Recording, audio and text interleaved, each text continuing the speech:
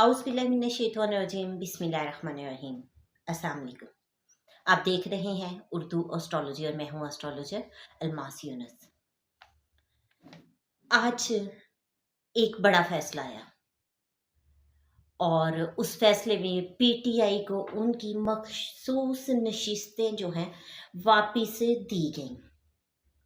और ज़हल की रेट्रोग्रेशन पर मैंने आप लोगों के साथ कुछ पॉइंट्स शेयर किए थे, जो मेरे फेसबुक पेज पर आप मुलाहिज़ा फरमा सकते हैं। फेसबुक ग्रुप में मैंने उस पोस्ट को लिखा था, बट अनफॉर्चुनेटली मैं उसकी वीडियो बना नहीं सकी। लेकिन रोज़नामा तहकीकात में 10 जुलाई को मेरी वो पोस्ट पब्लिश हुई थी, ठीक है? तो यहाँ पर आप देख सकते हैं जिसमें मैंने ज़हल की रेट्रोग्रेशन पर कुछ चीज़ें लिखी थी और आज का फैसला उसकी प्रेडिक्शंस की एक्यूरेसी में एक बहुत बड़ा कदम साबित हुआ।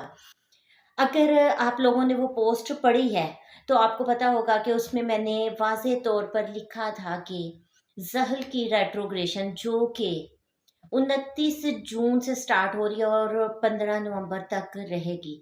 इन कुछ माह में हमें पाकिस्तान में बहुत बड़ी-बड़ी चीज़ें देखने को मिलेंगी, जिसमें मैंने एक प्रेडिक्शन की थी कि अदलिया और जजेस को मसाइल लगे रहेंगे, लेकिन अदलिया और जजेस के फैसले जो हैं, वो हुकूमत को डिस्टर्ब कर सकते हैं। तो आपने देखा अदलिया जो है इस वक्त वो डिस्टर्ब है। दो ग्रुप्स बन चुके हैं और दोनों तकरीबन एक दूसरे के बरअक्स चल रहे हैं और इस हकीकत को हर कोई जानता है। तो आज एक अदलिया ने बड़ा फैसला किया जो कि पीटीआई की फेवर में था। कुछ तादाद में लोग खुश हैं, जबकि कुछ तादाद ऐसी है जिसमें लोग नाखुश हैं। ठीक है? तो ये तो जब तक ज़हल की रेट्रोग्रेशन है, आपको बहुत सारी चीज़ें देखने को मिलती रहेंगी।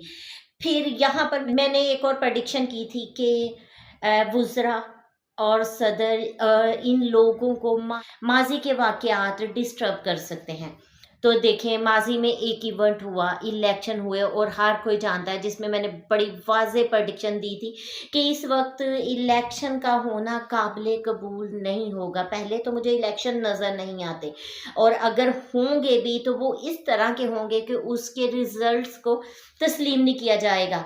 और आप देखें कि जो इस वक़्त इलेक्शन हुए उसकी सूरत-ए-हाल क्या थी, वो तस्लीम नहीं किया गया। अब उसी इलेक्शन की अगर हम बात करें तो अब तक बहुत सारी चीज़ें हो रही हैं और उनके फैसले चल रहे हैं और आज एक फैसला आया जिसने पाकिस्तान में एक हलचल मचा दी।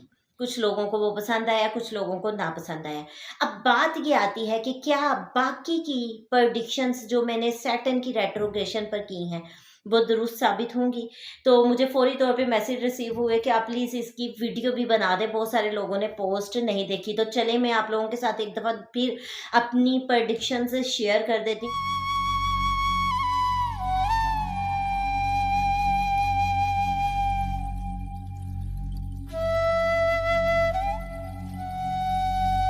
से पहले मैंने बताया कि अदलिया और जजेस को मसाइल रहेंगे, तो वो आप लोगों के सामने वो तो प्रूव होगी। फिर मैंने प्रेडिक्शन उसमें लिखी थी कि अदलिया के हवाले से कोई ऐसा फैसला आ सकता है जो कि हुकूमत को डिस्टर्ब कर देगा। तो आज एक बड़ा फैसला हमारे सामने आ गया। इसके अलावा मैंने उसमें वाज़ेह तौर पर पेशगोई दी थी कि हमें बैरून ममालिक के साथ पैसों के लेन-देन में रुकावट और परेशानी आ सकती है।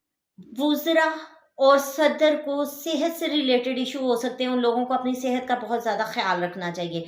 तो ये भी मैंने एक वाज़ेह प्रेडिक्शन उसमें लिखी है, क्योंकि यहाँ पर सैटर्न मैं आपको बता दूँ कि पाकिस्तान के ज़ायचा में 10वें और 11वें घर का लॉर्ड है और 10वां घर हाई प्रोफ़ाइल सदर, वुज़रा इन लोगों को डिनोट करता है। तो उसका लॉर्ड रेट्रो हो रहा है तो डिफरेंट मसाइल तो देगा उनको हेल्थ के। तो यहाँ पर आप लोगों को बहुत ज़्यादा केयरफुल होने की ज़रूरत है। फिर मैंने एक और भी प्रेडिक्शन दी थी कि माज़ी के वाक़यात डिस्टर्ब कर सकते हैं, तो माज़ी का एक इवेंट हमारे सामने आ गया और ये एंड नहीं है, इसके अलावा भी कुछ चीज़ें हमारे सामने आ सकती हैं। तो ज़हल की रेट्रोग्रेशन में आपके सामने बहुत सारी चीज़ें आ सकती हैं। एक इस दौरान में तूफ़ानी बारिशों का सिलसिला शुरू होगा और बारिशों के साथ गरज चमक के वाक़यात हो सकते हैं।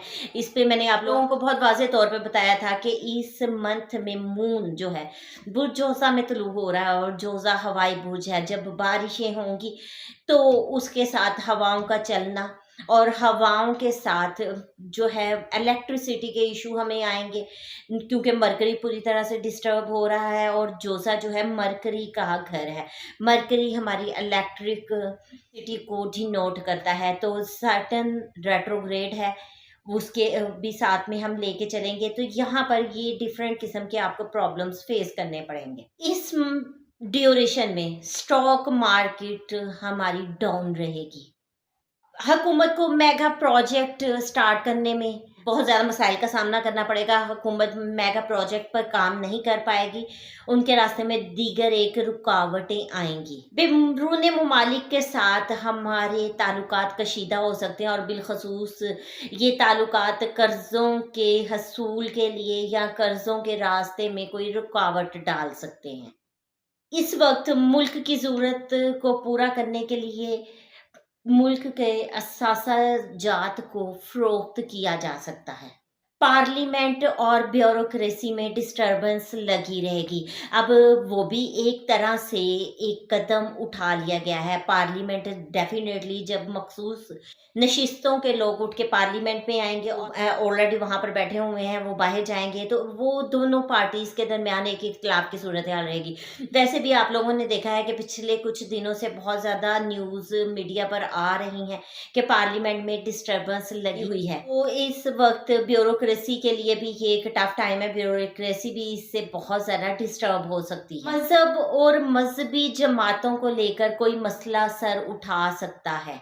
क्यों? क्योंकि जुपिटर जो है वो मज़हबी जमातों का लॉर्ड है।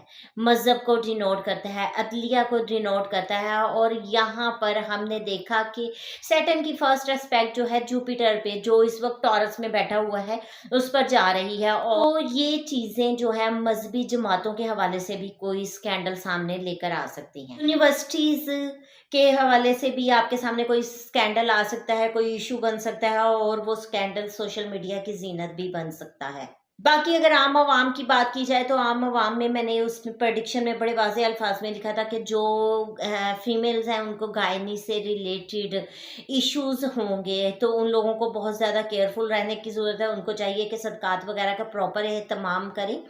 इसके अलावा वो लोग जिनको जोड़ों का दर्द है या पेट से रिलेटेड इशू हैं, गैस्ट्रिक इशू हैं या घंटियाँ वगैरह है, तो इन लोगों के लिए भी ये एक टफ टाइम है। इस वक्त में इन लोगों के इश्यूज भी बढ़ सकते हैं और ये प्रडिक्शंस मैं 26 जून को अपने वॉल पे चुकी हूँ, इसको मैं स्क्रीन पर शो कर देती हूँ। इस मुख्तसर सी वीडियो के साथ ही मैं आप लोगों से इजाज़त चाहूँगी। अल्लाह हाफिज़।